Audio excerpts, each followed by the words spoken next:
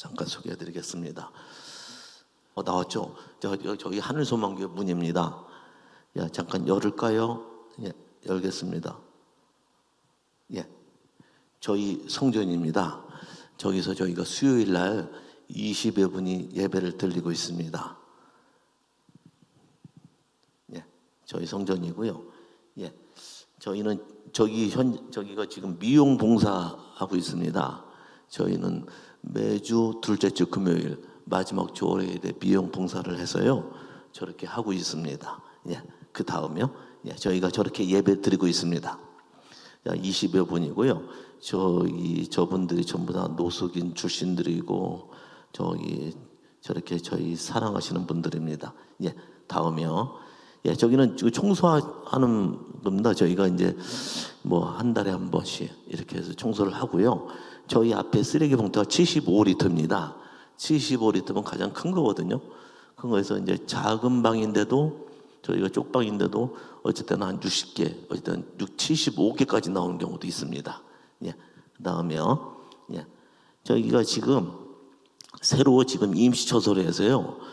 주일에 예배를 드리는 공간입니다. 주일에는 저희가 한 37분이 모셔서 이렇게 예배를 드리고 있습니다. 1층이다 보니까요. 뭐 아프신 분들, 장애에 있는 분들 이런 분들 많이 오시고 있습니다. 예, 다음에요. 예. 예, 저기는 지금 저희가 목요일에 노숙인 섬김을 하고 있습니다. 나와서 저희들이 일일이 지금 컵밥이나 아니면 저희들이 지금 주무밥을 나눠드리고 있고요. 겨울에는 여러 가지 지금 뭐 추우니까 뭐 핫팩 이런 데 나눠드리고 있습니다. 예, 예, 저 현장입니다. 예, 저기도 지금 주일에 예배드리는 공간입니다. 예, 다음이요. 예, 예, 마찬가지입니다. 주일에 저희가 목요일에 나눔을 하고 있는 현장입니다. 예.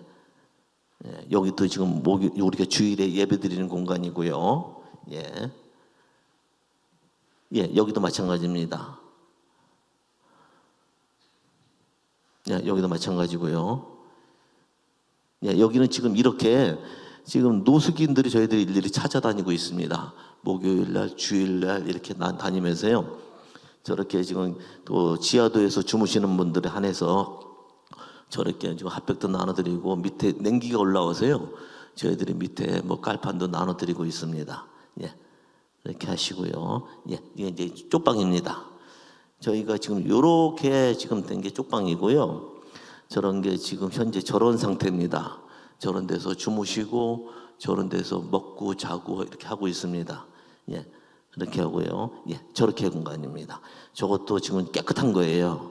진짜 깨끗한 겁니다. 너무 깨끗하죠. 예, 저렇게 깨끗한 겁니다. 저런 공간입니다. 한 분이 거기서 주무시고 조금 공간이 나오면은 옆에서 이동할 수 없는 거. 저분들은 그 전기장판이 저희들이 그 좀 뭐 2인용 그런 게 없습니다. 1인용으로 해야 됩니다.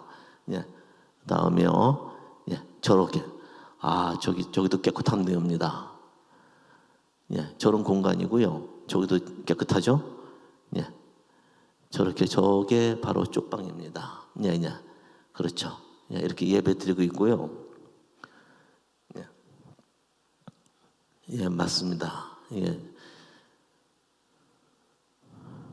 예, 바로 여기가 이거 예배 지금 여기가 지금 쪽방입니다.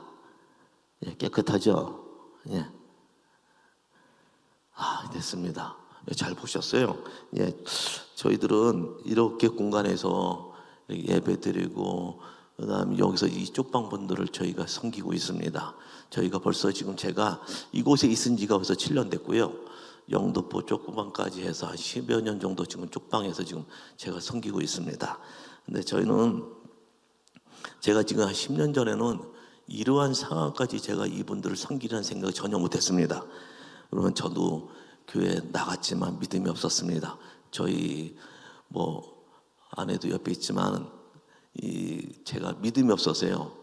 뭐 교회 나가면은 뭐 그냥 뭐 밥이나 먹으러 가고 그다음에 또 아내 태우다 주고 저시 도망가고 이런 실정이 있었는데 저도 삶 속에서 힘든 일이 있었죠. 그렇지만은 이 삶 가운데 제가 거듭나는 생활을 했습니다. 이렇게 해서 제가 주님을 만났고 이런 삶 속에서 여러분들 앞에 이렇게 말씀을 나누는 주의종이 되었습니다. 그러나 사랑하는 성도 여러분, 제가 오늘 제가 왜 저분들을 섬기고 제가 왜 세상에 50년 장막을 걷어치우고 하늘의 장막 가운데 이렇게 생활하는지 오늘 저분들과 같이 그 삶 가운데 한번 여러분에게 나눔을 전하겠습니다. 오늘은 제가 그동안에 그 존경하는 우리 조성영 목사님이 그것도 주옥 같은 하나님 말씀을 여러분한테 전해드렸잖아요. 저는 오늘 제가 어떤 그 하나님 말씀보다도 제가 왜 하나님 앞으로 이렇게 다가가는지, 하나님 앞에 무릎 꿇는 자가 되었는지, 왜 하나님 앞에 눈물 흘리며 이렇게 회개하면 나가는 자가 되었는지 여러분 앞에 하나하나 말씀을 드리겠습니다. 여러분, 혹시 제가 여러분께 한번 여쭤볼게요. 여러분, 무엇을 위하여 지금 달려가십니까? 그렇다면 여러분, 무엇을 남기려는 삶을 살아가고 있으십니까? 혹시 그 답을 아십니까? 오늘 예배 가운데 이 두 가지의 질문에 해답을 찾으시는 예배가 되셨음을 소망합니다. 사랑하는 성도 여러분, 혹시 여러분 전능자의 그늘이라는 책을 혹시 보셨을 수도 있습니다. 전능자의 그늘 그 내용 속에는 짐 엘리엇이라는 그 선교사가 있습니다. 짐 엘리엇이라는 선교사는 젊은 나이에 에콰도르 선교사로 나갔다가 첫날 그 이름 모를 강가에서 원주민의 화살에 맞아 소천했습니다. 그분의 말 속에 제가 아직도 제 마음판에 새기고 있는 그 글이 있습니다. 그것은 영원한 삶을 얻기 위하여 영원하지 않는 것을 포기하는 것은 바보가 아니다라고 새겨놓았습니다. 사랑하는 성도 여러분, 그렇다면 저와 여러분들이 영원한 삶을 얻기 위해서 여러분들과 저는 무엇을 하고 무엇을 남기고 무엇을 위하여 살아갈 것인가 하는 것입니다.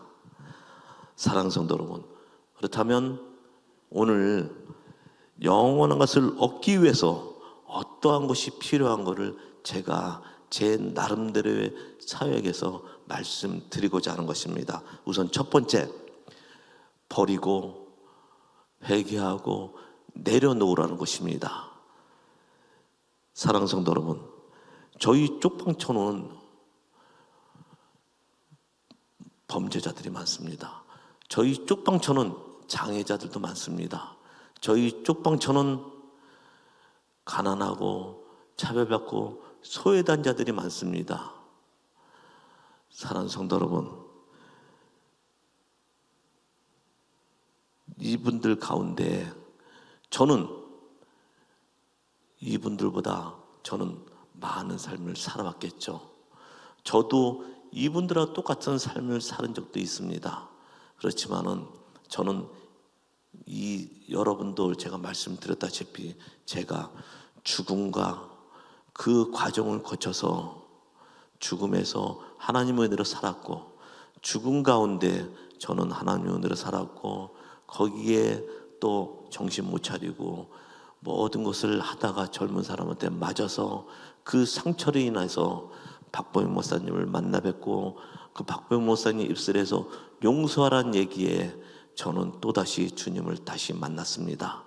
그 인격적인 만남 속에서 제가 그 이후에 신학대학원 들어갔고 여러분 앞에 주의 종으로서 서게 된 것입니다. 그래서 저는 그 다비다의 집에서 영도포 쪽방을 섬겼고요. 영도포 쪽방을 섬긴 다음에 서울역 쪽방으로 이곳에 왔습니다. 이곳에 와서 느낀 결과로는 이곳 분들은 범죄고 장애자고 조현병 있는 환자고 시기심 있고 질투하는 자고 분노하는 자고 이렇게들 살고 있습니다. 여러분, 이분들은 분노가 많습니다. 분노하는 자는 그래도 타협의 여지가 있지만은 이분들은 타협이 없습니다. 가족들이 나를 버렸고 사회에서 나를 버렸고 무조건 냉대받는 자로 생각하고 있는 것입니다. 나는 누군가에 의해서 나는 차별받고 있어. 나는 누군가에서 손가락질 당하고 있어. 나는 누군가에 의해서 나는 저들에서 버림받는 자야. 이렇게 생각하기에 이 작은 방에서 이들은 술을 먹고 알코올 중독으로 살아갈 수밖에 없던 것입니다. 그렇다면은 여러분, 만약 여러분들이 한 평반의 방이 자그마한 곳에 하루 종일 있다면은 여러분도 마찬가지일 것입니다. 여러분도 그 작은 방에서 답답하고 모든 것이 억눌리는 그 생활 속에서는요, 술 외에는 아무것도 없다는 것입니다. 그래서 이분들은 술 취하고 술 취하면 소리 지르고 술 깨도 소리 지르고 모든 것이 인생 자체가 바닥적으로 살아가는 사람들입니다. 저도 마찬가지였습니다. 저도요, 이분들처럼 우울증도 있었고요, 이분들처럼요 삶의 바닥인 시절도 있습니다. 그래서 제가 이분들을 이해한다는 것입니다. 이분들의 삶 가운데 저는 이해합니다. 그러나 저는 믿음을 가진 사람입니다. 예수를 쫓는 자입니다. 저는 주의 종입니다. 그래서 이들을 한 사람 한 사람 꺼내려고 하는 것입니다. 비추어 대신 주님 앞으로 나아가려고 하는 겁니다. 그것이 바로 그리스도인으로서 해나갈 방법 아닙니까? 사랑하는 성도 여러분, 저는 제가 우리 멘토 목사님인 박보영 목사님께서 저한테 한 얘기가 있습니다. 저에게 너는 그동안의 삶 가운데 생존의 삶을 살았으면 앞으로는 생명의 삶을 살아가야 되는 것이 아니냐는 것입니다. 맞습니다. 저는 생명의 삶을 살아가려 노력했습니다. 저는 생명의 삶을 살아가려 이들과 같이 살아가고 있습니다. 말씀드렸죠. 이들은 알코올 중독자입니다. 이들은 분노가 차 있는 입장입니다. 그래서 저는 이분들과 함께 걸어나가는 그 과정이 너무 힘들더라고요. 너무 힘들고 너무 고통스러울 정도 많았습니다. 술을 먹지 말라 그러면은 우선 칼 들고 저를 쫓아다니는 사람도 있었고요. 술을 먹지 말라 그러면은 무조건 때리는 게 이분들의 삶이었습니다. 이분들의 작은 방에서 세계가 그들의 세계였던 것입니다. 그들의 세계 속에 옆방에서 사람이 죽어나가도 아무도 모르는 그런 사람들이었습니다. 옆방에서 그 사람 썩는 냄새가 지금 현재 그 냄새였기 때문에 오히려 냄새 자체가 오히려 헷갈릴 수가 있다는 것이죠. 이들은 서로 간에 보기 좋게 웃으면서 술을 먹다가도요, 주머니 속에 칼이 있으면 서로 찌르는 시절이었었고요. 하루 왼종일 119 차량이 왔다 갔다 하고 112차가 경찰차가 왔다 갔다 하는 그러한 곳입니다. 그러한 곳에 이들은 이 작은 세계에서 자기들만의 삶을 유지하고 있는 것입니다. 그래서 저는 이들을 깨우고 있는 겁니다. 이들을 밖으로 나오라고 문을 두드리고 있는 것입니다. 나오세요, 나오세요. 이들 밖에서 나와서 이들을 밖에서 나오라고 제가 소리 지르고 다니는 것입니다. 저희들은 도시락을 나눠주고 있습니다. 나눠줄 때도 그 가방에 도시락 들고 다니면서 각 건물에 쪽방문을 두드리고 다니는 것입니다. 나오세요. 이 도시락을 드세요. 이 도시락을 드시고 여러분들 힘을 내세요. 그래야만이 살 것입니다. 이렇게 다니고 있습니다. 이분들 삶 속에 너무 힘들어서요, 생명을 살아갈 수 없는 이 사람을 여러분들 잊지 마시고 기억되시는 삶을 살아가 주시는 이들에게 여러분들의 기도가 필요합니다. 이분들도 하나님의 자녀이니까요. 이분들도 구원받을 수 있는 하나님의 자녀입니다. 여러분들의 기도가 이들을 생명으로서 구해줄 수가 있다는 것입니다. 믿음의 길을 달려가는 성도 여러분, 세상 속에 무거운 짐들을 혹시 여러분 들고 가십니까? 여러분 두 손 가운데, 여러분들의 두 손 가운데 혹시라도 세상적인 짐을 들고 가시면 내려놓으시기 바랍니다. 이 시간, 이 예배 가운데 여러분들의 모든 것이, 세상 것이 있다면 내려놓으시는 그 예배가 되시기를 소망합니다. 사랑하는 성도 여러분, 영원한 것을 얻기 위해서는 우리가 어떤 게 필요할까지 두 번째입니다. 바로 두 번째로는 용서하는 것입니다. 참으로 이곳에서의 용서는 끝이 없더라고요. 저도 이분들 가운데 용서를 많이 했습니다. 저도 주의 정을 오기 전에 용서했습니다. 저의 몸을 때린 사람, 그 가해자에게 용서를 했습니다. 그런데 이곳에 와서는 더욱 용서가 더 필요하다는 것입니다. 어느 날이었습니다. 제가 어느 분을 보호하고 있는데 그분이 술 취한 자가 와서 저를 무작정 때리고 있더라고요. 저는 그것이 무서웠습니다. 저는 그것이 두려웠습니다. 그래서 좀 편의점까지 쫓아 내려가는 그 길 가운데 이분은 끝까지 쫓아오더라고요. 나중에는 흉기를 들고 편의점까지 쫓아와서 제 머리에 흉기에 대고 찢더라고요. 피는 철철 흘리는데, 그런데 제 몸은 아프지 않는 거예요. 제가 이분들한테 미안하더라고요. 온전히 내가 이분들한테 뭘 잘못했지? 이분들한테 무슨 상처를 줬는가 보구나. 내가 이분들이 상처를 줬는가 보다. 내가 그 상처 때문에 나한테 화를 내는 것보다 제가 죄송합니다. 죄송합니다. 그렇게 했습니다. 그러나서 이분이 경찰이 어떻게 신고가 되었는지, 이분들은 경찰서에 신고가 돼서 끌려갔고, 저는 강북 삼성병원에 응급으로 실려갔습니다. 병원에서 꼬매고 나와서 다시 경찰서에 가서 이분을 처벌 불원서에 용서하고 저는 제자리에 돌아갔더니 그분들이 아직도 모여 있더라고요. 그런데 한 분이 저한테 그러더라고요. 목사님은 어떻게 해서 저분이 때리는데 왜 멱살 한 번도 안 잡고 그 때리는 팔을 한 번도 안 잡으십니까? 또 한 분이 그러더라고요. 만약 내 아들이 목사님이라면 나는 목사직을 그만두게 할 것이라고 이렇게 얘기를 하시더라고요. 저는 주의 종입니다. 제가 그들 앞에 이렇게 얘기했습니다. 이것이 바로 하나님의 사랑입니다. 제가 맞아도요, 저는 그분한테 죄송하다고 그랬습니다. 미안하니까요. 저는 그들 앞에 쪽방분들한테 이렇게 얘기했습니다. 하나님 사랑이, 제가 여러분 앞에 하나님 사랑을 전하러 왔습니다.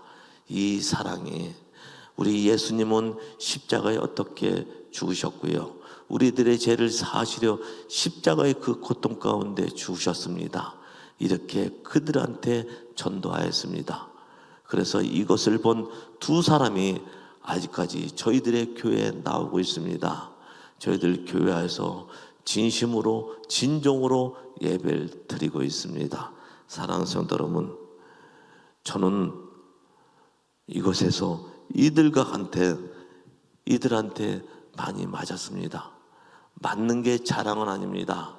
맞는 게 자랑은 아니더라고요. 이들이 그 삶 속에서 분노가 있다고 말씀드렸잖아요. 저는요, 그분들 분노에 조금이라도 분노가 제 마음속에, 그들 마음속에 조금이라도 해소됐다면 저는 그것으로 만족합니다. 어느 날인가 11시에 제가 순찰을 도는 시간에 어느 분한테 또 맞았습니다. 그분은 갑자기 때리더라고요. 뭐 준비 과정도 없이요. 갑자기 때리더니 얼굴을 그렇게 가격을 하더라고요. 맨 처음엔 아팠습니다. 그러나 이분이 하는 말에 그렇게 미안하더라고요. 너는 최일도 목사님은 도시락을 500개 가져오는데 너는 고작 150개를 가져와서 나를 도시락을 안 줘? 그러고 때리더라고요. 그런데 그 말을 듣는 순간 엄청나게 미안했습니다. 미안합니다. 제가 내일은요 도시락을 드릴게요. 미안합니다. 그런데 또 때리더라고요. 그 맞는 과정에서 제가 얼굴에 아내가 피가 터지고 막 그러더라고요. 그런데 또 어느 분인가 신고가 들어갔습니다. 그런데 그분이 그 경찰관이 또 하는 말이 목사님 이번에도 용서하실 거죠? 무슨 일이 있으면 전화 주세요. 그냥 가더라고요. 아, 이제는 내가 용서하고 싶지 않은데 어떻게 경찰관이 저를 미리 알고서 용서를 바라나, 이렇게 해서 또 용서를 했습니다. 사랑하는 성도 여러분, 저는 그분한테 분명히 얘기했습니다. 내가 용서한 만큼, 하나님이 당신을 용서한 만큼 당신이 또 다른 그런 일이 있다면, 만약에 당신이 누군가에 의해서 폭행을 당하거나 누군가에서 억울한 일을 당하면은 하나님이 용서한 만큼 당신도 용서해라, 이렇게 얘기를 했습니다. 사랑하는 성도 여러분, 우리는 이렇게 용서를 해야 되겠죠. 용서는 바로 영원한 것을 우리가 얻기 위한 가장 필요 조건입니다. 또 하나는 우리 영원한 것을 얻기 위해서 가장 필요한 것이 또 있습니다. 그것은 복음의 전달자가 되어야 된다는 것입니다. 십자가의 전달자가 되어야 한다는 것입니다. 언젠가 한 분이 저한테 또 욕을 하더라고요. 그렇게 욕하고 저한테 싸울 듯이 달려들더라고요. 그런데 그분이 저한테 한 얘기가 있습니다. 당신 목사야? 예, 목사입니다. 목사가 이것을 왜 와? 이 쪽방촌에 이 가난한 자들한테 왜 왔어? 예, 복음을 전하려고요. 그래? 그런데 복음 목사라고 여기 왜 와야 되나? 당신은 돈을 벌려고 왔지. 돈 벌려고 왔지. 그런데 그 말을 듣는 순간 제가 너무 가슴이 아팠습니다. 저분은 이쪽 방촌에서 40년을 살았던 분입니다. 근데 그분이 저에게 돈을 벌려고 왔다고 이렇게 말씀하셨습니다. 그렇다면 우리 그리스도인들이 어떻게 행동을 했던가? 그리스도인들이 40년 동안 수음 없이 그것을 왔다 갔다 했는데, 저분의 눈에 속에서는 그리스도인이라면 복음의 전달자가 아니고 돈을 벌려는 사람, 자기 의만 내세우는 사람, 외식하는 사람으로 비춰졌구나. 그분한테 무릎 꿇었습니다. 죄송합니다. 제가 목자이기 전에 그리스도인으로서 예수를 쫓는 자일수록 제가 죄송합니다. 그렇게 죄송함을 빌었습니다. 그런데 그분은 3개월 후에 소천을 했습니다. 제가 그분에게 내 진심을 말하고자 했는데, 그 마음을 말씀드리고자 했는데 그렇게 하루의 시간이 안 됐습니다. 그렇게 그분은 소천하고 있습니다. 지금요, 제가 앞으로 살아나가면서 제가 그분의 말씀은 제 마음판에 새겨놓을 것입니다. 마음판에 그리스도인은 돈을 아니라, 세상을 사랑하는 것이 아니라, 세상을 사랑하는 것이 아니라, 나는 예수의 피밖에 없다. 나는 십자가밖에 없다. 나는 작은 자들에게 십자가의 전달자로서 그렇게 살아야 되겠다는 마음을 가지고 있습니다. 사랑하는 성도 여러분, 우리는요, 지금 저는 말씀 가정에서 맞는다고 했습니다. 그런데 제가 그분들 앞에 맞으면 어떠냐는 것입니다. 우리가 그리스도인이라면요, 저 작은 자들 앞에, 불신자 앞에 맞으면 어떻습니까? 멱살 잡히면 어때요? 불신자 앞에 차별받으면 어떻습니까? 불신자 앞에 욕먹으면 어떻습니까? 우리는 그리스도인이잖아요. 우리는 십자가를 쫓는 사람들입니다. 우리는 십자가 앞에 살아가야 되지 않습니까? 바로 그것이 십자가의 전달자입니다. 사랑하는 성도 여러분, 이곳은 죽음만이 남아있는 것입니다. 문을 두드려서 답이 없으면요, 문을 강제로 열면 차디찬 시신으로 발견되는 곳입니다. 저는 이곳에서 많은 시신을 보았습니다. 많은 시신을 보았기에 가슴 아픕니다. 저는 이 자리에서 여러분들 앞에 기억되는 몇 분만 말씀드리겠습니다. 수많은 죽음 앞에 제가 기억에 남는 몇 분만 말씀을 드리겠습니다. 이분은 기초생활수급을 제가 도와줬습니다. 한 분 한 분 안 도와준 분 없겠지만 이분은 그렇게 좋아하더라고요. 목사님, 제가 기초생활수급을 받아요. 수급 받으면요, 제가 돈이 나오면은 제가 목사님한테 헌금할게요. 그랬는데 수급받기 일주일 전에 소천을 냈습니다. 병원을 가자고 그 문을 열은 순간 차디찬 시신으로 발견되었습니다. 또 한 분은요, 그분은 나이가 61살이었습니다. 그분은 제가 생일날 케이크에 촛불을 제가 키워서 거기다가 불을 해서 이거 성도님 이제는 촛불에 부셔야죠. 그렇게 울더라고요. 제가 나이가 61살인데요. 제가 케이크에 이게 초를 이렇게 해서 불을 붙여본 적이 없습니다. 제 생일을요, 케이크를 이렇게 마주한 적이 없다고 하는 것입니다.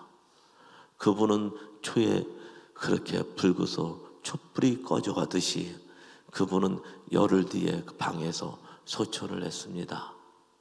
그분은 기뻤을 것입니다. 또 한 분은 저기 강원도에서 올라오신 분입니다. 40년 동안 탄강 강부로 일했던 사람입니다.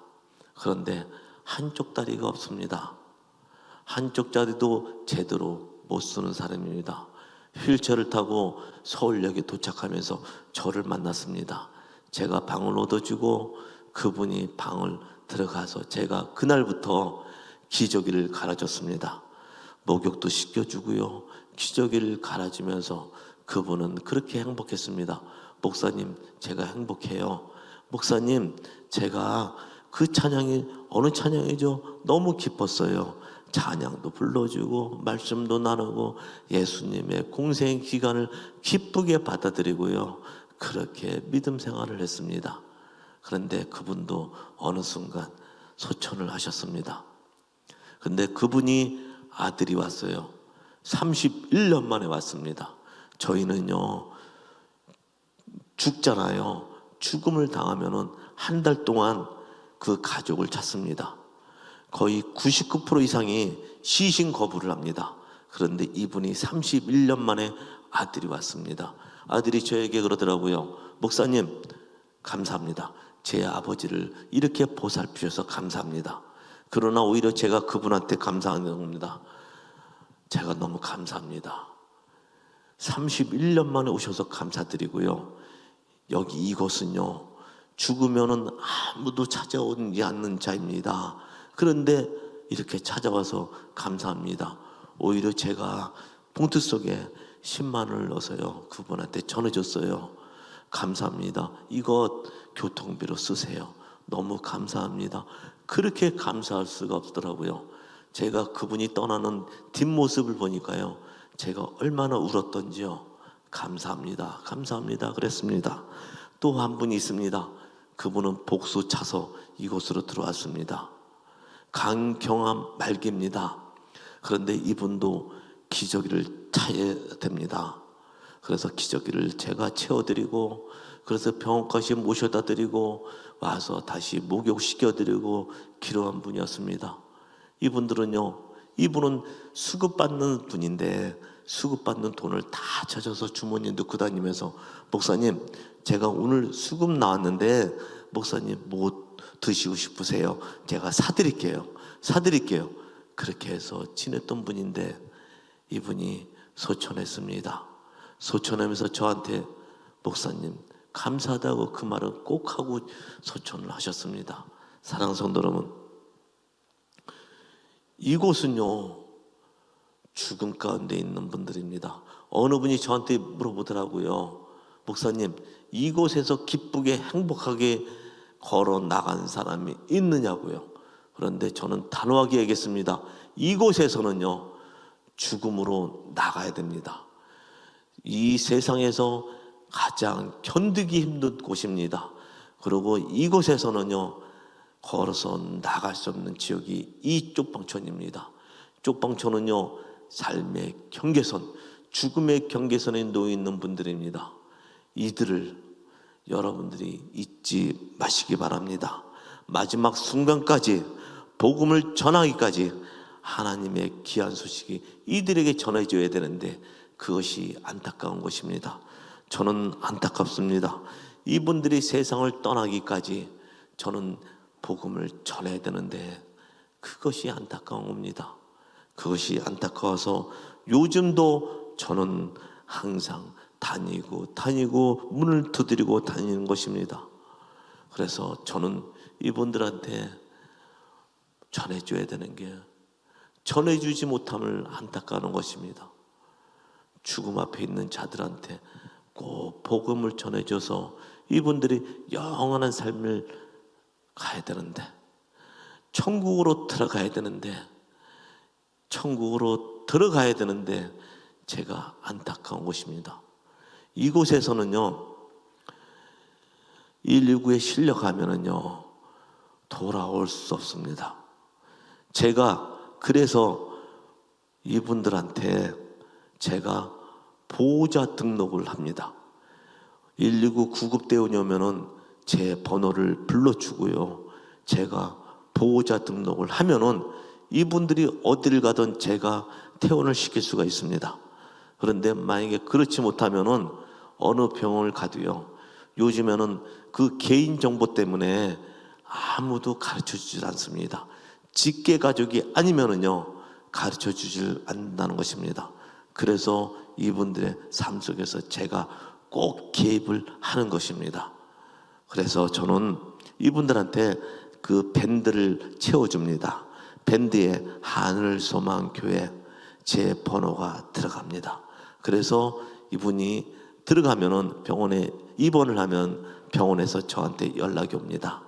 이렇게 해서 절차대로 제가 끝까지 책임질 수 있는 그러한 목자가 되기 위해서 책임질 수 있는 제가 십자가의 전달자로서 그렇게 복음을 끝까지 전해주려고 하는 것입니다. 사랑하는 성도 여러분, 제가 오늘 소개시켜드릴 두 분이 있습니다. 한 분은요 알코올 중독자입니다. 이분은 서구에서 교회 소개로 이곳까지 왔습니다. 술을 먹으면 교회에 가서 모든 것이 형편없이 성도들하고 싸우고 그래서요. 거기에 교회 목사님이 어떻게 수소문을 해서 제 주소를 알았습니다. 주소에 이분이 직접 모시고 저희 쪽방촌에 데리고 들어왔습니다. 저는 데리고 온 순간 이분에게 말했습니다. 여기서 술을 먹으면 안 됩니다. 그랬는데 그 다음 날부터 술을 먹고 동네 분들하고 싸우고 경찰들한테 붙들려가고 막 그런 찰나였습니다. 그런데 저는요 이분을 막아주고 싶더라고요. 그래서 이분하고 싸운 사람 앞에 제가 무릎 꿇고 사과하고, 경찰관이 잡아가려면은 경찰관한테 사정합니다. 조금만 기다려 주십시오. 이 조금만 기다려 주시오. 제가 이분을 설득해서 제가 알코올병원에 데리고 왔습니다. 알코올병원에 데리고 갔더니 이분이 병실에 들어가기 전에 저한테 그러더라고요. 목사님, 한번 안아도 되겠습니까? 예, 안아도 됩니다. 그런데 저는 이분이 그럴 줄 몰랐습니다. 갑자기 무릎 꿇고서 저한테 하는 말이, 목사님, 저 포기하지 마세요. 목사님, 저 포기하지 마세요. 이렇게 외치면서 저한테 기도받고 병실로 들어갔습니다. 그런데 이분이 나와서도 마찬가지입니다. 알코올 중독자는 항상 그래왔으니까요. 그런데 이분이 싸운 사람들이 그렇게 많았는데 제가 사정사정하고 다녔습니다. 하루는 제가 싸우는데 그 상대방에게 무릎 꿇었어요. 저 죄송합니다. 저분한테 맞은 거 있으면 제가 다 보상을 할게요. 저분한테 맞은 거 있으면요, 혹시라도 화나시면 저를 때리세요. 제가 저분을 제가 해서 용서해 주세요. 그런데요, 저 술 취한 사람이 저 구석에서 그 모습을 봤어요. 보고 그분이 막 울더라고요. 울면서, 목사님, 죄송합니다. 제가요 정신 차릴게요. 그런데 진짜 정신 차리더라고요. 요즘에는요, 목요일마다 아까 보았듯이 우리 노숙자 성경을 하고 있습니다. 그런데 그분 그 모든 것을 그 수레를 끌고 다녀요. 그리고 노숙인들한테 겉밥도 나눠주고요, 함께 기도하고요, 함께 그 길을 같이 걸어가고 있습니다. 여러분, 바로 주님의 역사이십니다. 주님의 은혜로서 이분이 변해가고 있는 것입니다. 또 한 분을 소개시켜 드릴게요. 이분은요, 제가 서울역 광장에서 만났습니다. 이분도 지체장애 있고 이분들이 헌들한 지체장애가 있는 분입니다. 그런데 제가 서울역 광장에서 만났어요. 만나서 이분이 저희 쪽방으로 들어왔습니다. 들어와서 몇 개월 전인가 저기 주민센터에서 전화가 왔더라고요. 목사님, 그분을 모시고 와야 되겠습니다. 왜요? 가족들이요, 실종 신고를 했습니다. 그래서 제가 그분을 주민센터에 모시고 갔습니다. 주민센터 직원분, 저기 경찰서 실종수산팀 경찰하고요, 저희들이 사자 만나서 얘기를 했습니다. 그 실종수산팀 경찰이 이분한테 얘기하더라고요. 저 가족이 실종 신고를 했으니까 선생님은 무조건 가족한테 가야 됩니다.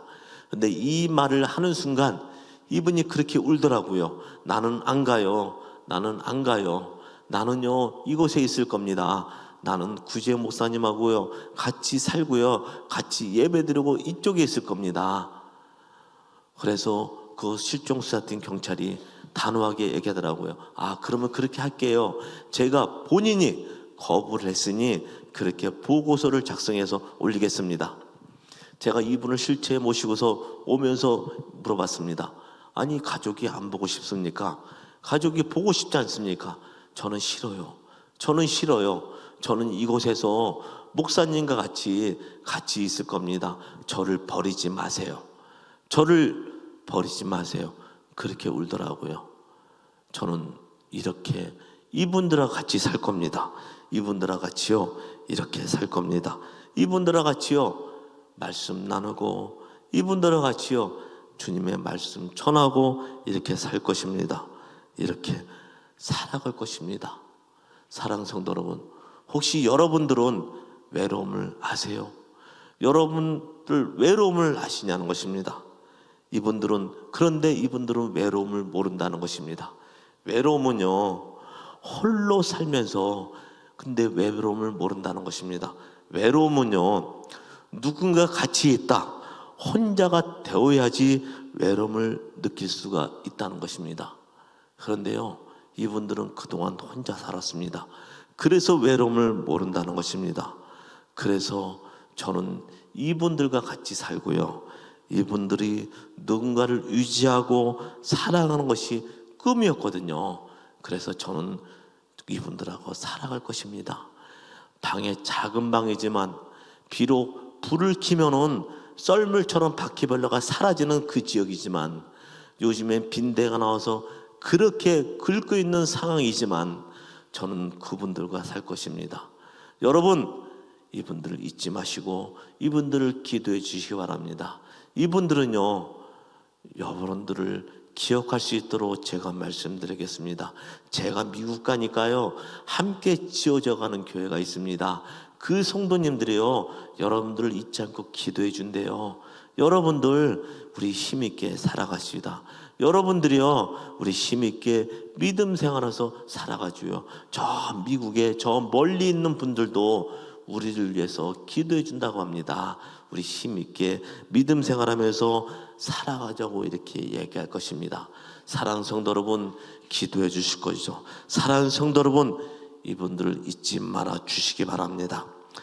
사랑하는 성도 여러분, 저는요, 이분들의 삶 가운데 벌써 7년이 흘렀습니다.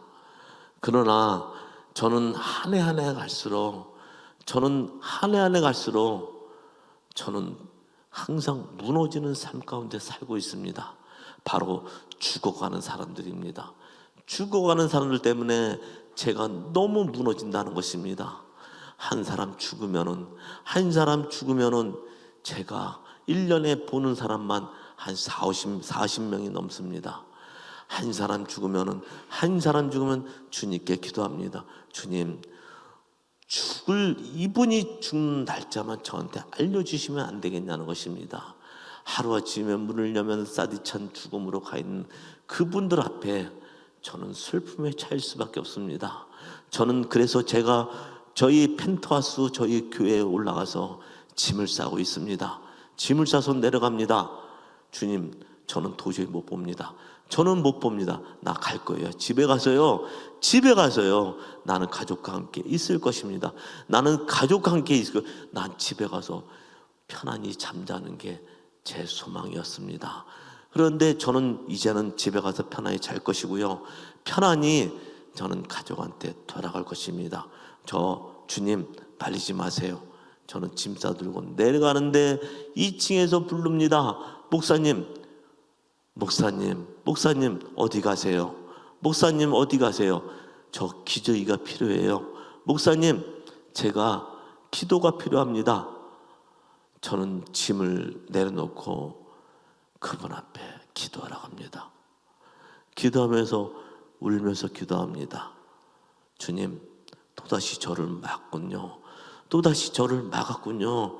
주여, 주님, 저 언제까지나 이렇게 있을 것입니까? 그래도요, 이분들이 있어서 저는 행복합니다. 이분들의 삶 가운데 제가 있어서 행복하고요. 이분들 곁에 복음을 전해줘서 너무 행복하고요.